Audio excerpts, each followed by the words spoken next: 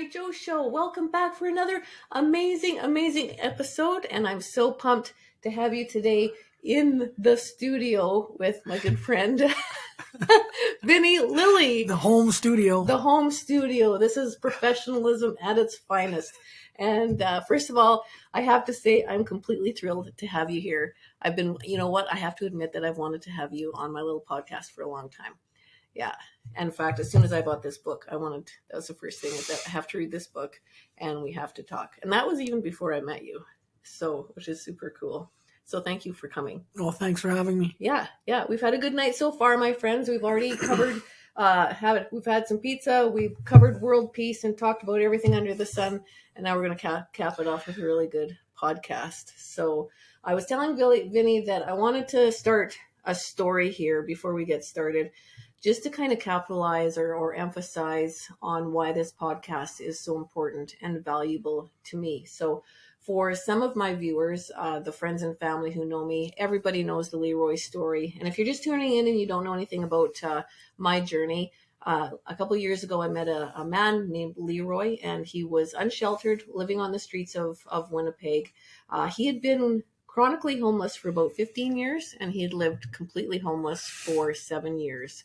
He spent the days either in City Place Mall or the library or Assiniboine Park, and then at night he would go to a bus shelter on the corner of River and Osborne, and that's how he spent his nights trying to stay alive. So I just have a story that I want to share with you guys that just kind of happened in the last couple of weeks. So at work, I tell everybody my Leroy story. If I know you, you know the Leroy story. I badger everybody with the Leroy stuff. And when I was getting to know Leroy, it was downtown at work, and I told everybody about him. And last week I had a meeting with a gentleman, and I was giving him the Leroy update, and he told me a story that I thought was really interesting. And he told me that before he met me and knew anything about Leroy, he had seen him frequently on the city bus. And Leroy was visually impaired. He couldn't see just about anything by the time I met him. And he would get on the bus and people would make rude comments about him because quite often he was really agitated and angry because, you know, he felt that people were mistreating him or trying to help him when he didn't feel like he needed help. And even this gentleman at work that I talked to said that he even had some negative opinions about Leroy because of the fact that he was so agitated and angry all the time. But then this man confessed to me in our meeting. He said that once he heard Leroy's backstory, he was like, I get it. I get it. I understand what this guy's all about. And he was able to view Leroy with more compassion and empathy because he saw him maybe as a whole person with a story, and he understood him a lot better. And that really hit home with me because we all have a backstory. We all have stuff that we've gone through, and none of us wants to get judged or, you know, by anything like that. That's why I'm so pumped that you're here, to tell you the truth, is because for those of you who haven't read the book, All Eyes on Me, so just I'm going to do the Coles Notes and then I'm going to let you give the whole story. Vinnie was involved in crime, I guess, and some gang activity, and was incarcerated. And when we think of, if you think of the two words gang member or incarceration or prison, we have those judgments, right? People go to that place of judgment, and we don't know the backstory. But if we can hear your backstory, I think people will walk away from this podcast feeling a lot more empathy and understanding and compassion about not just your journey, but everybody's journey, I think. And that's why so this talk is so valuable. So I'm not going to tell Vinnie's story for him because that's what you're here for. But thanks for coming. Well, I think we all have a story, right? We all have a backstory. And I think that's the thing that I love about the book is the fact that I can tell my story and people can read it and they get a better understanding where it is that someone that was in my position might have came from and why the decisions might have happened that I made. Not to say that any of the things that I did were justified, but honestly, I became a product of my environment. And I have a lot of lived experience involved in, gangs and drugs and crime and prison. And I honestly developed a very unique amount of understanding, and I think that's where a lot of us go wrong, is that we don't understand the situation before we actually judge somebody. And so I Yeah. think that's where I think my story is has helped me a lot, is in a lot of the things that I went through and the struggles that I went through are what has allowed me to become the person that I am today. Yeah, it's interesting that you say that. The first time that we had lunch, I think we talked about that because you've gone on the journey that you went on, it's allowed you to be in this place where you can really do a lot helping other people. Well, yeah, and like I said, like life is tough, and it can be a real struggle for most of us, and that's kind of like the only way that we can kind of grow, I think, in this world, is by going through those tough situations. And for me, all the struggles that I went through, literally, I wouldn't take back any of it, because it made me who I am today. Hmm. And so yeah, that's the thing, is it made me who I am today. And I have a real understanding and empathy for everybody's situation. And when I see any situation, the first thing I do is come from a place of understanding, because that's the only way you can make any sort of judgment if you really want to. If you want to Yeah. make a judgment, you have to understand the situation fully. Yeah, for sure. So for the people tuning in who don't really know much about your story, do you want to just give us like like a rundown of your backstory? You tell us anything that you want about your childhood. What took you to where you ended up. Anything at all that you want to tell us. Well, I think where my story really started to change for me was the fact that I was born with something called hemophilia. And so it's a blood disorder where my blood doesn't clot on its own. And so I was what they called a bleeder.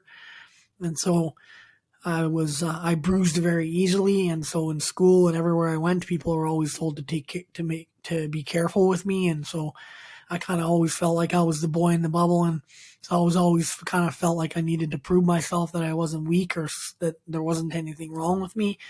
And obviously, I ended up getting involved with people that were picking on me and calling me names in school, and ended up becoming a fighter.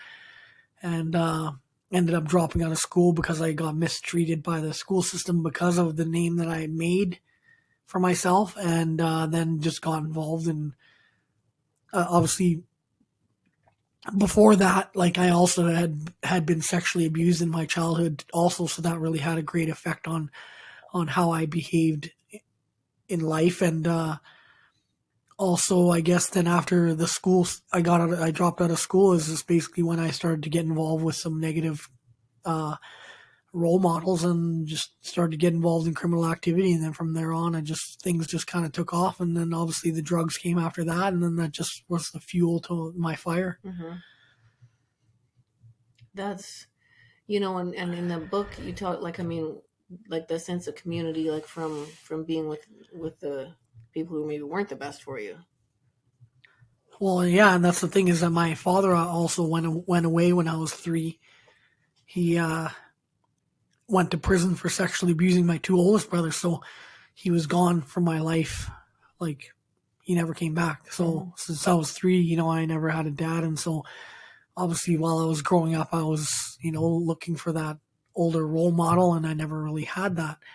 And the way that I like to kind of explain it is, as most kids up to their dad like a superhero, but I didn't have that superhero, so I gravitated towards the villains. Hmm.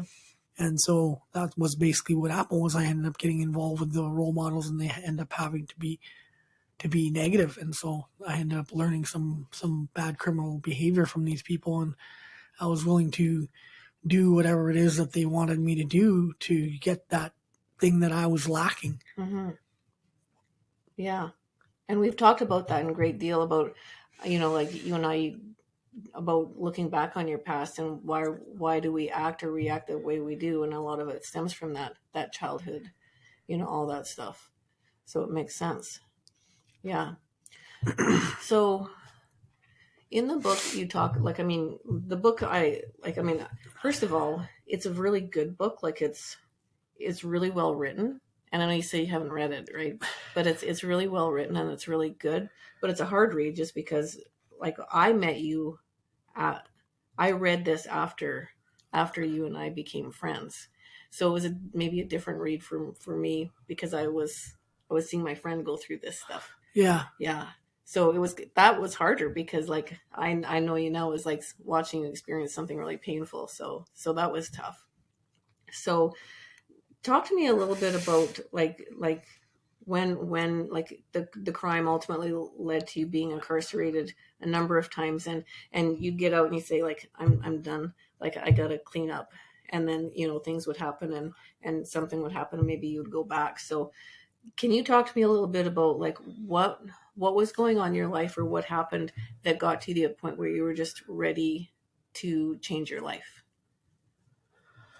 Well, it's funny because a lot of people ask me, like, what was it that happened that kind of changed my life? And the only way I can kind of explain it is I went through a lot of failures, a lot of mistakes, right? And that was like I failed my way to success.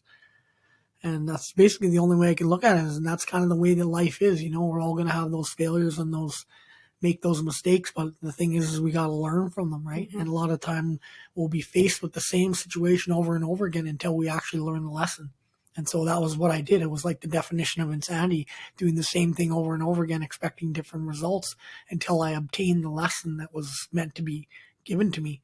And so obviously through the addiction is literally what kind of beat me down to the point where I just needed to submit and just realize that, like, you know, I was faced with that decision that one day where I needed to change or I was going to die. And so that was when I was faced with that decision. We're all faced with those defining moments in our life where we can either stay the same or we can change.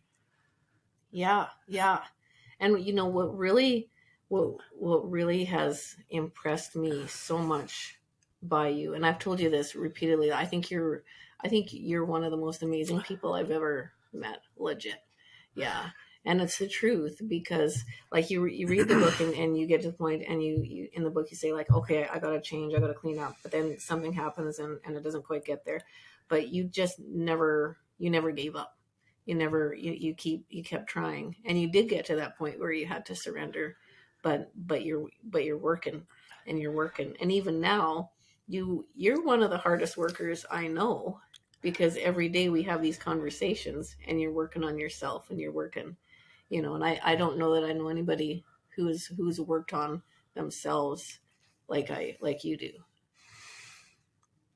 Well, thank you. And I mean, it's been a tough journey, obviously, but I mean, I would, like I said, I would never take back any of it because it made me who I am today. And I just think that, like, in order to be found, you have to admit that you were lost, right? And so a lot of us are not just capable of admitting that we're lost, right? And so we just stay stuck. And so I think, obviously forgiveness is a thing that was really huge for me in allowing me to start to make the change. But taking responsibility was the biggest thing for me, and just allowing myself, like, to look in the mirror and realize that, like, I was the one that literally got me to where I was in life, and stop blaming people as to why I was the way that I was. And so that was the thing that really saved me hugely, was the day that I looked in the mirror and realized that I was the only one that was responsible for getting me to where I was in my life, and not anybody else, because we all, life is about choices, and we all make choices, and, that's everything that we say and everything that we think is creating our future. So that's ultimately what it was. And then when you come to realize that and you accept it, you can start to really make change. Yeah, and there's a couple things with that, because if you recognize that you are the one who got you in that position, then you can also recognize that you're the one who has the power to get you out of that. Well, yeah, you're the only one that can, right? Like, it's like fault and responsibility. They don't go together.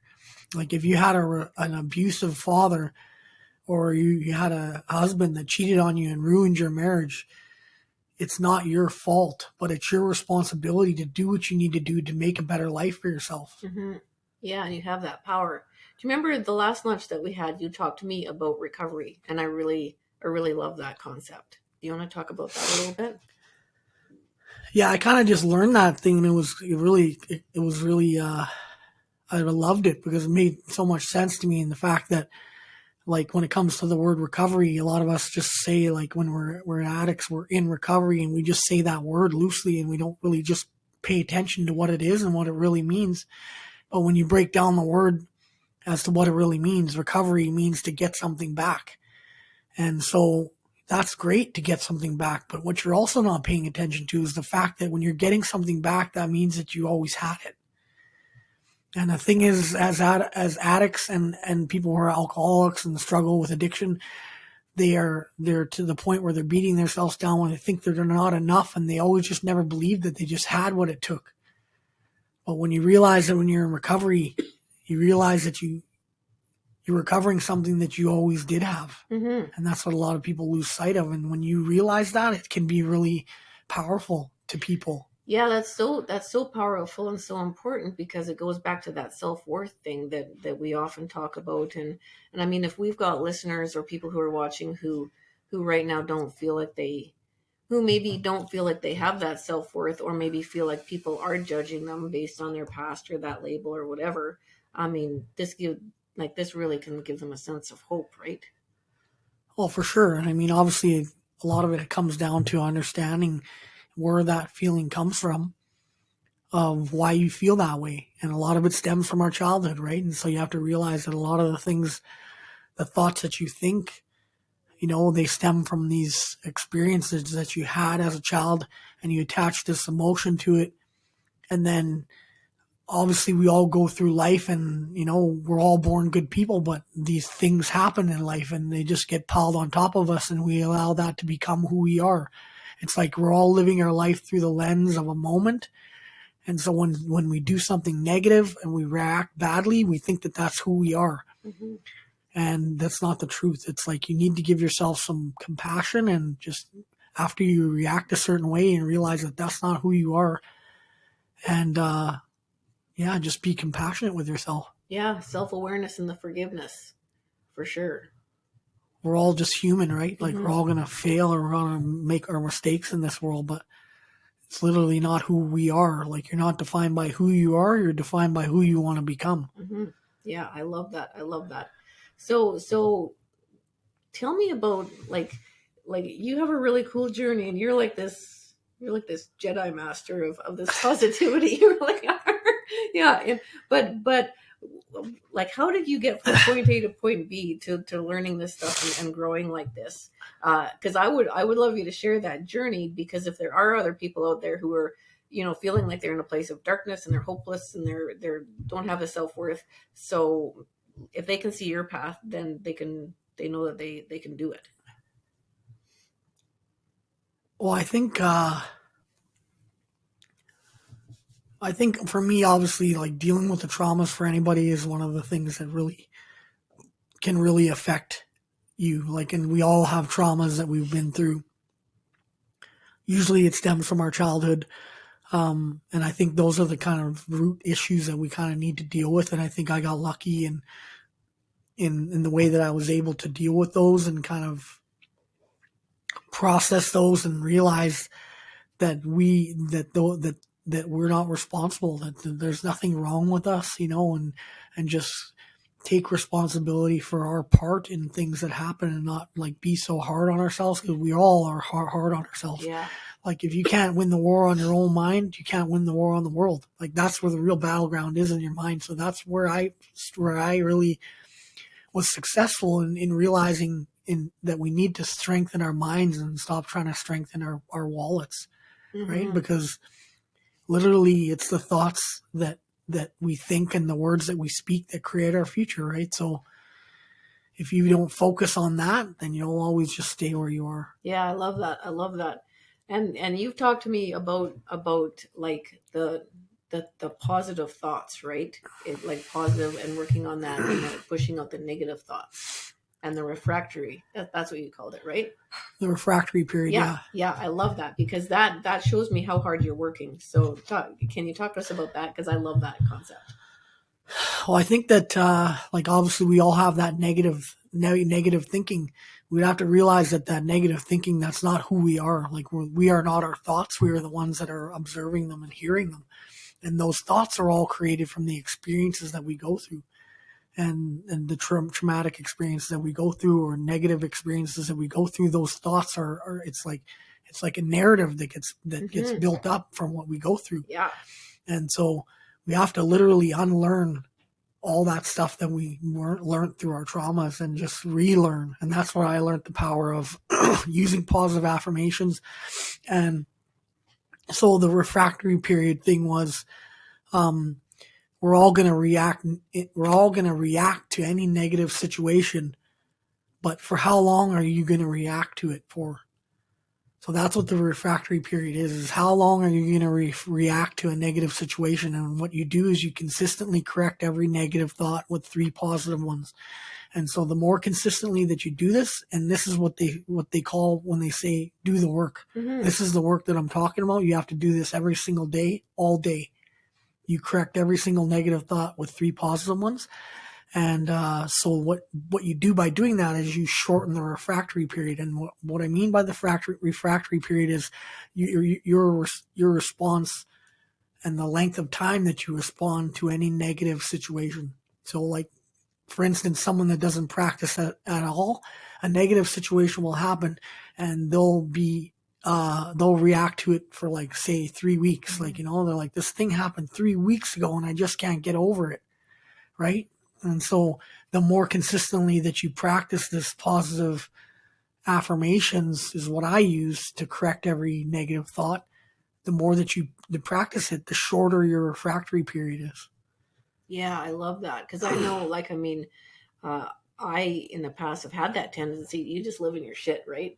It just festers. Yeah, and then if you literally let any negative thoughts slip by, you just don't know, but you let it slip by, and what happens is it just snowballs, and you allow it to get bigger and bigger and bigger. And so, just like with the consistency of correcting it, it just literally gets easier and easier. And it's not hard. It's not easy in the beginning, but the more that you do it, the easier it gets. And so, obviously, just like anything that you practice, you get good at. Yeah. So if you want to practice being negative, then you'll get good at it. Yeah. Right. So the most important thing is to practice being positive. And just realize that those negative thoughts that you're having, that's not who you are. I love that. I love that. Let's talk a little bit about the work that you do, because I think it's like everything that you do in a day, you're giving back to the community. So let's talk about the DCSP and the work that you do at the shelter, all that stuff. Well, I've been with DCSP for 2 years now. I got hired literally from them, which is really beautiful. I got hired because of my lived experience. So every time that I would go apply for a job in the past, they wouldn't hire me because of the things that I've been through. Well, DCSP, the Downtown Community Safety Partnership, they hired me because of my past and the lived experience that I have. And so every person that's hired on our team literally has lived experience in different areas. And so it allows us to be able to relate to people that we're helping, and they can relate to us and understand. And we just can build relationships with people in a way more beautiful way. And so then through that, DCSP ended up getting repositioned at the homeless shelter called Nadinawaymak, which is at 190 Disraeli. I'm there now 5 days a week, and so my position there is just if anybody needs any help, they get sent to me, and then I dispatch my team to come assess them and see what it is that we can do for them. Oh, really? Oh, okay. So, because you've got so tell us what your team does out in the community, on a day-to-day basis. And I didn't realize that you're kind of you're running the show then, you're telling them all where to go. Yeah. Oh, that's super cool. So the Downtown Community Safety Partnership has 3 different teams.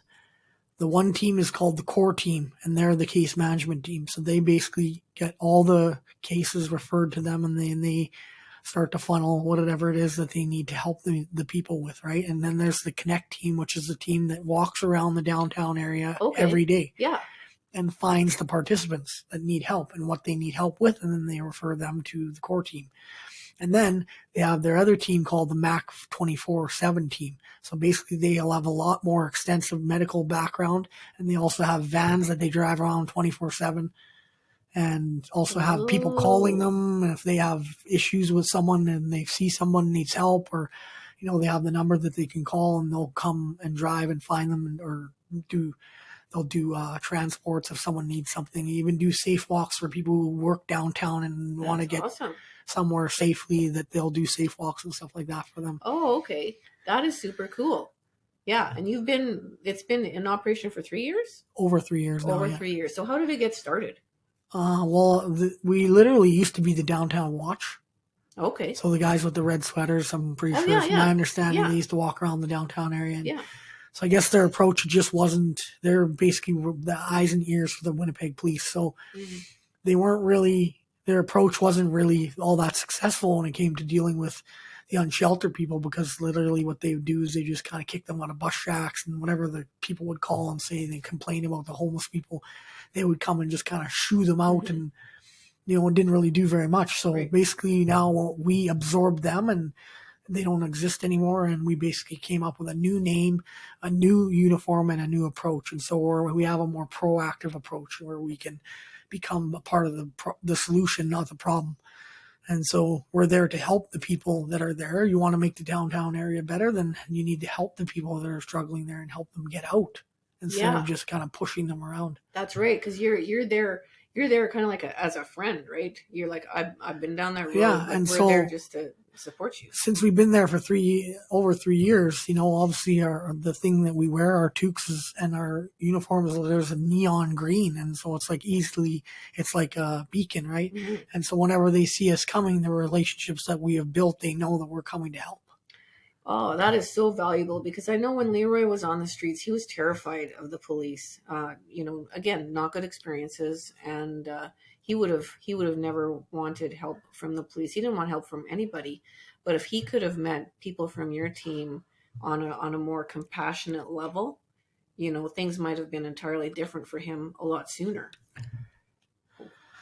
Yeah, and I think that's what we've really capitalized on, is being able to build these relationships with the people that we're helping, and because it's allowing them to get into a way better frame of mind to make the decisions that they do make. Of course, yeah, a lot of them do struggle with addiction and stuff like that, and rightfully so, but we are still building really solid, unique, trustworthy relationships with the people that we're helping, and that's what our approach is. And another thing that we really want to make sure that we're a part of is diverting calls from the police and the fire paramedics, because obviously they get called to these calls for people who are in distress or whatever, and they're just not qualified to deal with it. And literally what they're doing is they're making the situation worse if the police show up and the person just reacting from their past experiences from police or from wherever it is that and so they can make the situation worse. Not to say that the police aren't helpful in certain areas, but just some of these calls that they respond to, they're just not capable of responding and dealing with it in the proper way. And so that's where we come in, and we can deal with it with compassion and understanding, and just kind of just be there for them. I totally get that. Just from my work with Leroy, and like you say, if your friends have had past incidents with the police, then they're just going to react from a place of fear rather than from support. Yeah. If people want to support the DCSP, is there any way that do you take donations or anything like that? Or if they find the way to contact the DCSP, there are a lot of the things that they do is they carry food around with them and water and stuff like that, and obviously winter stuff, and so they have that stuff in their vans. And so if people people do donate, they actually have businesses within the downtown area that actually donate food and stuff to them that they can give out to people whenever they need it. And so obviously there's obviously not enough. They don't have enough to give out for the need that needs to be filled. So if ever there's anybody that want to donate stuff, it's always going to go to a good place. Yeah. So tell us about the shelter then. So do you just dispatch, or can people come there for support? Do you have beds, or what? Tell me about that. Well, obviously the shelter's been there for over a year now, and it's got over 150 beds. Oh, okay. So, I mean, people come in, they literally, the way the process is they can come in and they can get a bed they give their name and they give their birth date, and then after they have to wait till around 2 o'clock in order to get a bed in the afternoon, and then they get a bed, and then they can stay and hang around in the area or go into their bed after 2 o'clock and just like sleep or whatever. And then the next day, when the next day comes, basically it's like a reset, right? Okay. So then like all the beds are back to normal, and then we do a cleaning at 10:30 where everybody has to go outside. If it's not too cold out, then people will go outside during 10:30 and 12:30, and then 12:30 they can come back and do the same thing and get another bed at 2. Cool. And like, do you like, tell me about the people who take you up on your services. Are you building relationship with these guys? Like tell me about your friends there. Well, I mean, obviously the team that comes in and assesses them, obviously they get assessed, and then obviously the core team can make the determination of what it is that they need and whether they can help them. Cool. And then they get added to our roster of all the people that we have that we help, and it's easier for us to kind of like find them and help them with their need if we just like look on the computer and then boom, they come up. And that's super. Yeah, that's excellent. And you and I had talked about our little resume writing project, which I hope can take off a little bit. Yeah, and they have like computers there for people to use at Nadinaway Mac, and so I just realized that there are people there obviously that are trying to find jobs, and sure. It can be a barrier for them especially when it comes to the resume making. Yeah, and that's kind of one thing, like, that I've been really thinking about. I'm clearly not helping Leroy now because he's passed away, but Kelly, for example, goes out on Saturday mornings and does her, hands out food and stuff like that. So the reason I got the idea about the resumes is like, well, what can I do? How can I use my skills to help? And I think every person on this planet has a way that they can contribute using their own skills and talents. So if we can gather together and make resumes for you, like, it's easy, right? Oh yeah. Yeah. We all have a purpose, right? Yeah. Yeah. I think that's what it's all about, is just actually finding what our purpose is in this world. And then if you don't, and until you do, you're kind of just floating around. And, it's like they say that when that alarm clock goes off in the morning, if you're not happy, do something else. Exactly. It's so true, isn't it? Because we all have a purpose and we all have a gift to give to each other. Yeah. Well, every day that I go in is like no day is like work. So it's like when I used to work before, it was like I dreaded it. Yeah. And now it's like whenever I go in, no day is like work. So it's beautiful. You're in the right place. You're doing the right thing for sure. You have a gift. So tell us about your speaking, that you go to the schools, which is super, super cool. Yeah, I think I was always just very thankful and blessed that I got invited into the schools to talk and tell my story, because literally this started off as a dream for me when I was 30 years old in a prison cell. Like, I was in a prison cell and just thinking to myself, like, I wish I could one day get into the schools and tell my story and start to kind of help some people. And like, obviously it didn't end up happening for, I think, about maybe 6 or 7 years after that. But I mean, ultimately it did end up happening. And so it's definitely one of my passions, and I'm very grateful that I can get into the schools and tell my story. I think that's where it starts, is we want to start addressing these things to our youth, right? And maybe they can make better decisions and kind of learn from my story.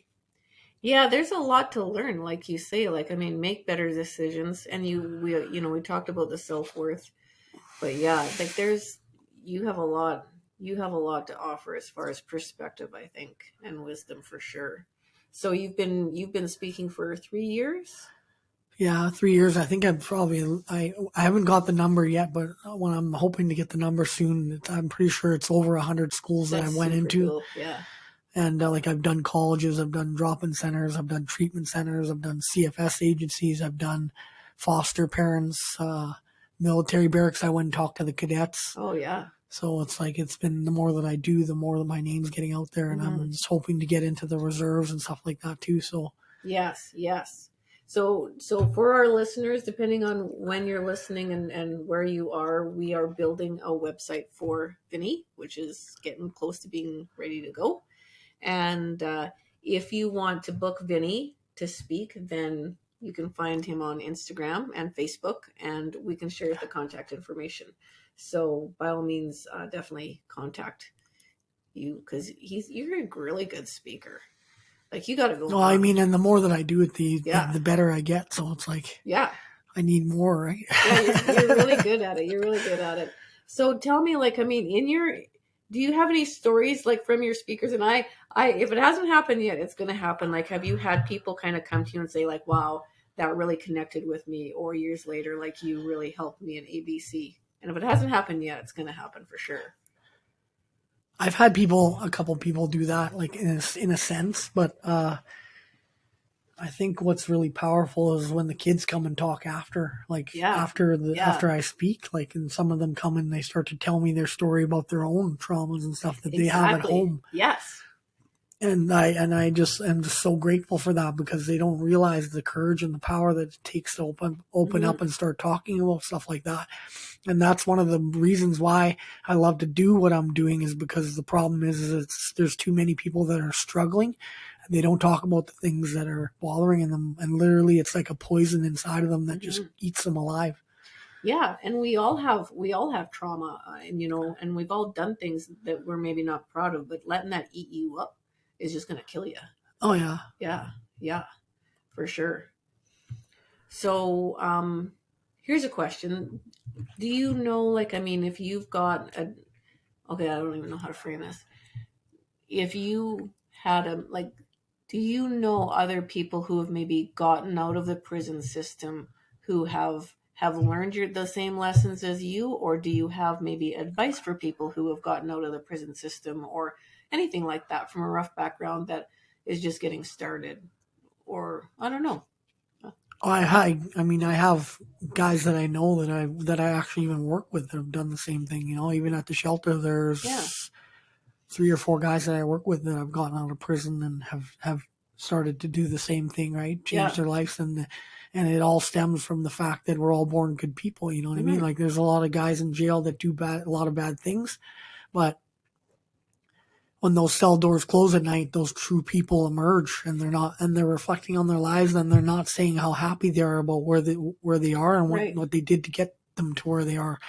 They're wishing that it could be better. And I know for a fact, because I was one of those people.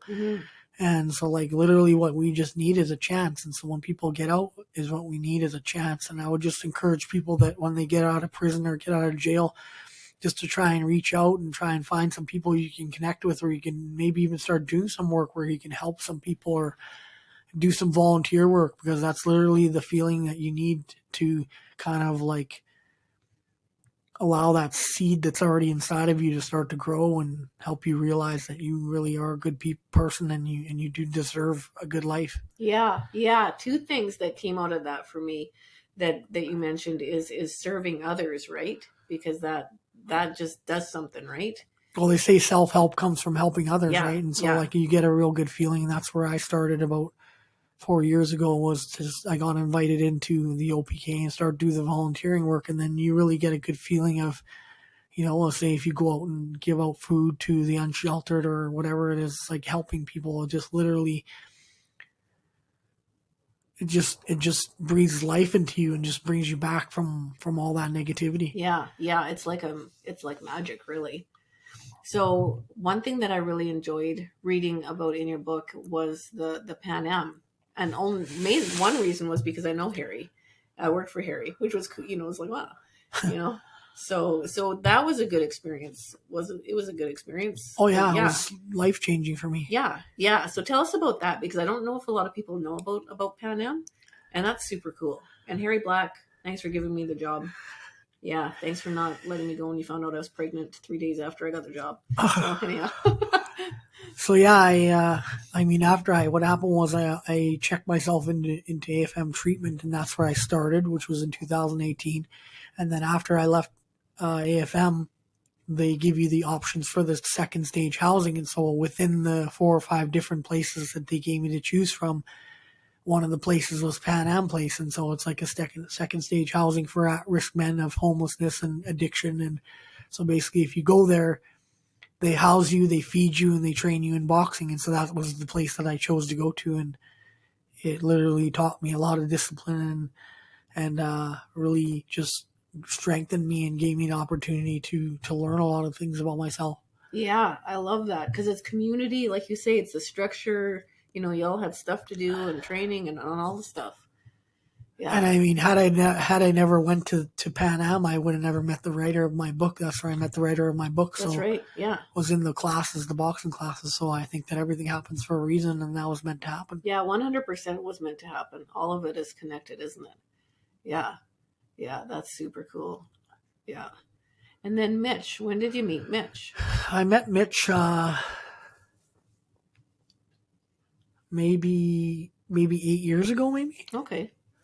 And obviously, when I first had met him, I was still involved in prison and parole and all that kind of stuff, and still involved in drugs and gangs and that stuff. So I wasn't really like ready to change, or like obviously I was still wanting to change, but I mean, just kind of like had one foot in, one foot out. Yeah. And so I just, once I met him, we talked and he told me what he was about and stuff like that. And I was just like, yeah, okay, whatever. And just, we started just seeing each other throughout time on the street. And that it'll end up just like kind of like finding me on the street and just inviting me in to come to do the volunteering. And that's where it kind of started. That's super cool. Yeah. He's a force. Like, I don't know a ton about him, but I have just tons of respect for him. Yeah, and I think just, what you put out, you attract, right? And so he does really good stuff in the community, and he has for, I think, over 40 years. Mm-hmm. And so it's just part of who he is and what he's supposed to do, and people are just attracted to him that need help. And yeah, he's gold. He's pure gold, that guy. So tell me a couple things. Tell me about what you have planned for the future. What do you got going on? And also, do you want to talk about the program that you have in mind? And you don't have to, it's up to you.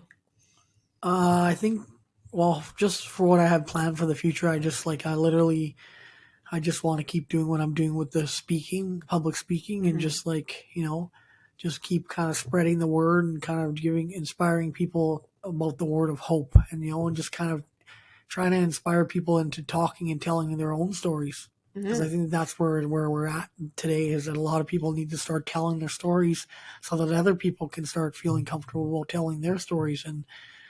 And so I think that's just where there's a real power in releasing this stuff that we allow to hold us down. And so I just want to continue to keep doing the public speaking and hopefully get people to start opening up and telling their story. And then to do with the program that I would like to start, is just has to do with the things that I have learned that have helped me get to where I'm at today, which is basically learning about the positive affirmations and the power of positive thinking, and just how a lot of everything that we go through literally does stem from our childhood. Mm-hmm. And that a lot of the time we just think that we're messed up or there's something wrong with us, and we need to realize that we became a product of our environment due to the circumstances that we were raised in. Mm-hmm. And when you come to understand, like I said, you need to come from a place of understanding. When you understand where it is that you only can know where you're going first if you know where you've come from first. So brilliant. You stop and understand, and you can completely just have compassion for yourself and just kind of get out of that victim mentality that a lot of us stay stuck in. Yeah, for sure. For sure. I think your future is very, very bright. Yeah. I'm excited. I'm excited too. And I think that, I think things happen for a reason. I think we were meant to meet, because it's kind of funny how we met, but I think that was meant to happen too. For sure. Yeah. But, I just, I love the fact that, I'm not saying, there obviously are people that are out there that are doing bad things still, right? And I don't judge them, because I know exactly where that comes from. They don't want to be doing those things.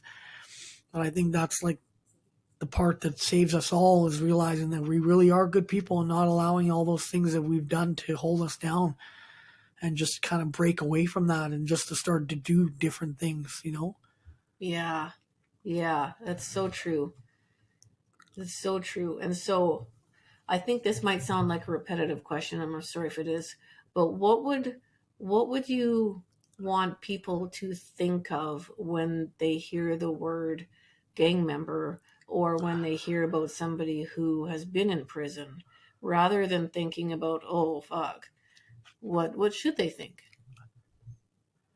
Like going back to the backstory. Just that's what it is it all has to do with their story. If they were to hear their story, they need to realize that these people aren't the things that they've done. They don't want to be doing it. Yeah. Yeah. They don't. Like, it's not something that they are happy about. It's not something that makes them feel good at the end of the day. They become products of their environment, and they need to understand that, like, everything that happens, they don't want to do it. Yeah. Yeah, for sure. For sure. I cannot tell you, no shit, how much respect I have for you. Thank you. Just piles and piles and piles. And I think your future is very, very bright. I'm glad to hear that. Yeah, I think it's very exciting. I think it is. Yeah.